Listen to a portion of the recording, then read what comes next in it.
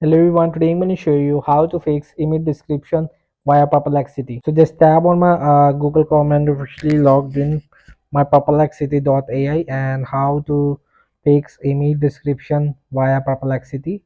So I will just attach my some document like this, and I was when it's upload completely. So wait for it. So it's uploading, and I will be just writing describe this image.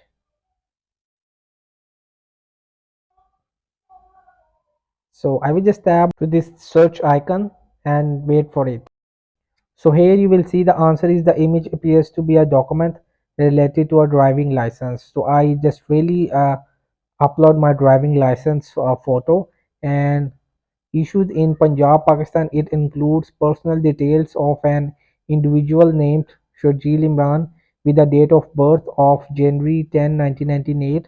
This document are listed various vehicle categories such as bike, car, and tractor, indicating the types of license held. Additionally, it provides an address in Medina Colony, Lahore, and mentions a validity dates from December 12, 2022 to December 11, 2K27.